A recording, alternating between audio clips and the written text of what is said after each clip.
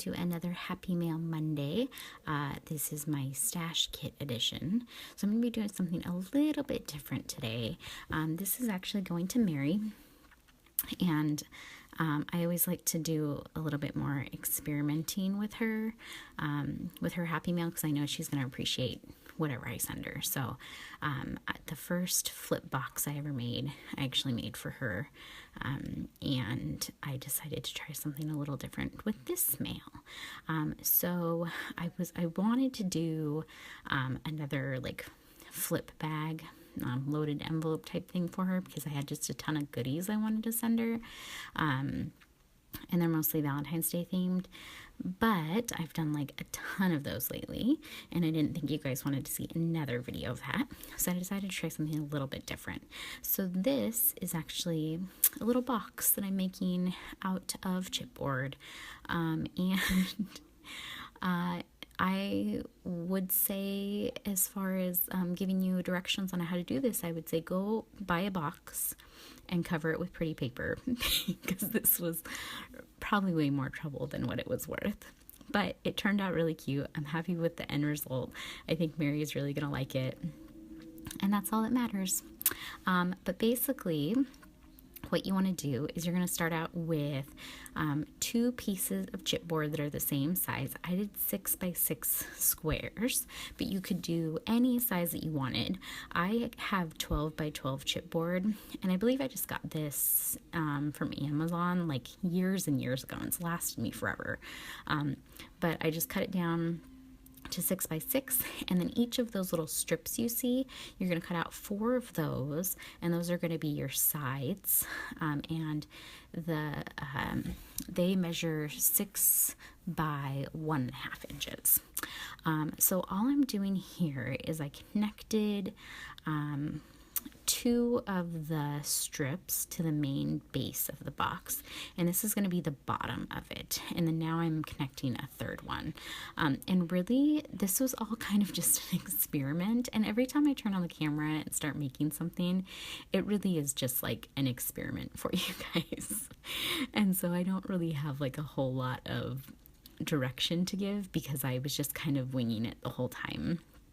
So I'm like washi taping part of this together, and then I'm going to glue some more paper to hold it to the other 3 pieces, and it's literally just like Frankenstein together, and that's why I just wish I had like more direction to give you, but it was a long process, and if I was to do it again, I would do it a little bit better.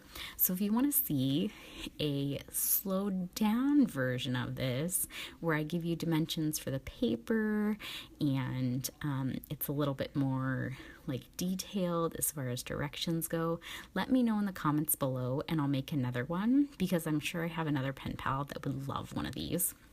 Because like I said, it turned out really cute regardless, but it was just a lot of work. So what I've done is I've connected 3 pieces. So I've connected the square base and then 3 of the sides. Oh, did I say I connected 3 pieces? I connected 4 pieces. So the base and the 3 sides is what I've connected. Now I'm going to making the top, and what I want the top to do is flip up and then have a lip that goes down that serves as the last side. I don't need the box to be like super sturdy. I don't know if that's the right word, because it's going to be sturdy. It's made of chipboard, so it's definitely sturdy. But I don't need it to like not, like if it like came open, it wouldn't be a big deal, because I'm gonna have everything in there like in separate little packages and stuff. But anyways, so I'm doing this lid, and I left a little bit of paper on the left side of it, and then I'm folding everything up on the right side, and that left side is what's going to connect to that to the box that you see there. And then the lip is going to fold down into that empty space where there should be another part of the box, I guess. Best way to describe it. This lid part was the hardest part for me to do, because if you've seen my previous videos and you know how I craft, I'm like ridiculously impatient, hence all the clothespins to help keep things together while they dry. And so that lid part, I needed it to kind of glue together, and I'm not patient enough to wait for it to dry. And then again, like I still didn't wait for it to dry here. But what I'm doing is I'm connecting. So I'm covering the inside of it, and while I was covering the inside, I was like, oh, maybe I should connect this inside piece to the lid, and then it'll make it connect it that way. Which was a really good idea, except for I didn't leave the piece of paper long enough, so it didn't cover the top part. But that's fine, because I'm just putting another piece of paper right here. Whatever, it works. So that's what I'm doing there. And then, but see, I didn't wait for the lid part to dry, so it's not in the position I want it to be, because I want it to be permanently in that folded up position. But I'm too impatient to wait for any glue to dry. Like, seriously, Kira, just wait like 5 minutes and your glue will dry and the problem will be over. So here I am, just connecting the lid part to the back of the box. So the front of the box will be the part that opens up to reveal the interior of the box. So I'm just connecting it all together, and then I'm going to be covering the inside. You could do this with any kind of paper. I thought about doing it in craft paper, but the mini album I'm making, I'm going to be covering that craft paper, so I want to do something a little bit more out of my comfort zone, I guess. So I did pattern paper on the inside and on the outside. Now I'm trying to find ribbon in my messy ribbon box, and this will be glued onto the box, and then I can tie it in a bow on the front of or on the lip of the box.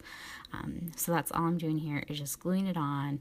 And again, I was like super impatient for this, so there's those clothespins coming out again. And then once I have it all glued on, then I'm going ahead and decorating the top of it.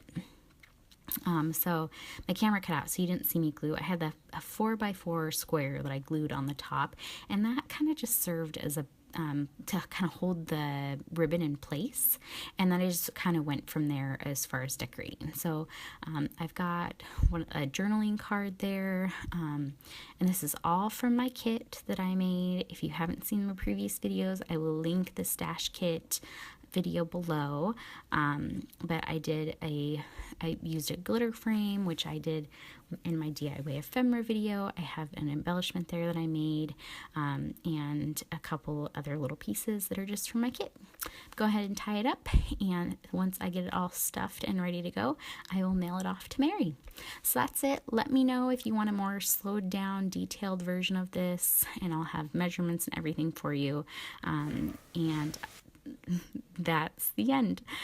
So I will see you next Monday for another Happy Mail Monday, and you guys have a great day. Bye.